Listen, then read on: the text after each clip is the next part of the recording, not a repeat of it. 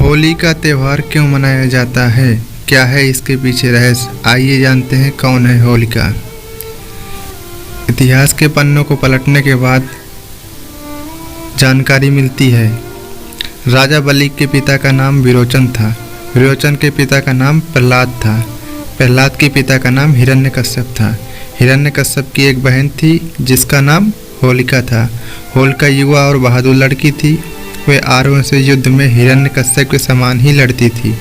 हिरण्यकश्यप का पुत्र प्रहलाद निकम्मा और अवज्ञाकारी था।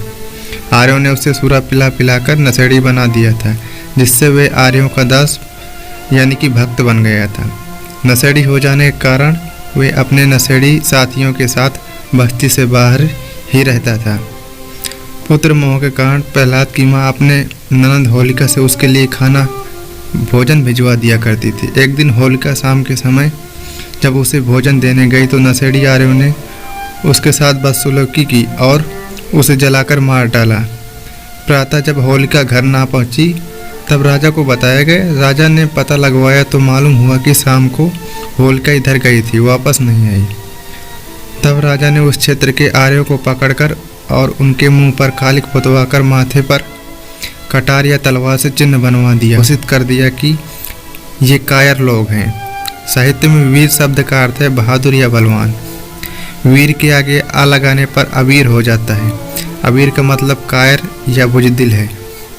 होली के दिन लोग माथे पर जो लाल हरा पीला रंग लगाते हैं उसे अबीर कहते हैं। ये कायरता की निशानी है।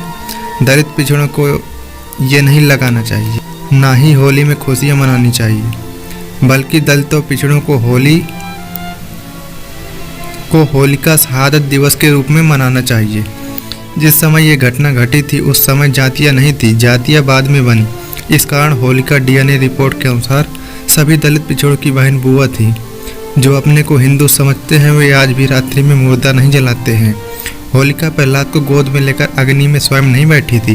यदि गोद में लेकर बैठी होती तो दोनों जलकर राख हो जाते। ऐसा संभव है कि साथ साथ बैठे व्यक्ति में से एक न जले और एक जल जाए।